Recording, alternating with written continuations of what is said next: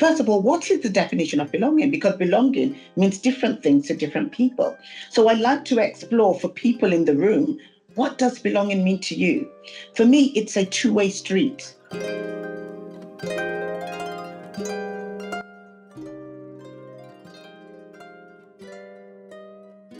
And so this popular quote comes to mind: the culture of an organization is set by the worst behavior a leader is willing to tolerate.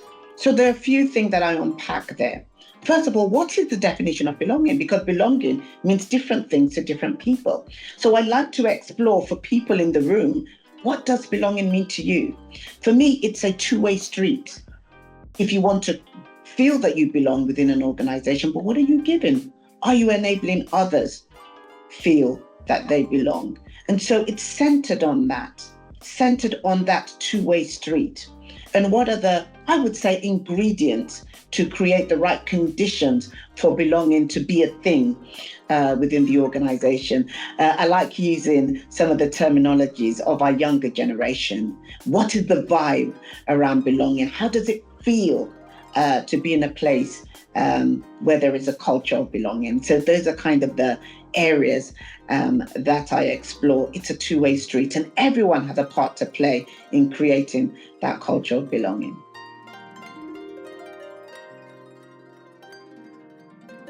The unwritten rules and navigating the hidden culture. And so what we explore in these sessions is around that iceberg. I'm sure a lot of us have seen the picture of the iceberg.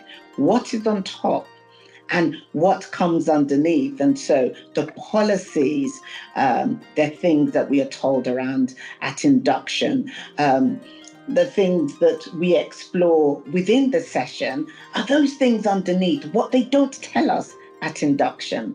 Who holds the power within the organization? Who do I need to know? What are the differences in the color of the lanyards? What does that mean? What is the proximity to the most senior people within the organization? The things they don't tell you at induction.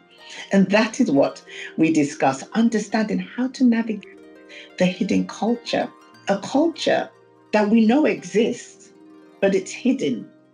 And so really thinking about, especially those minority groups who might not understand or be fully aware of a hidden culture, what we need to do to expose how we can navigate that so people are not disadvantaged.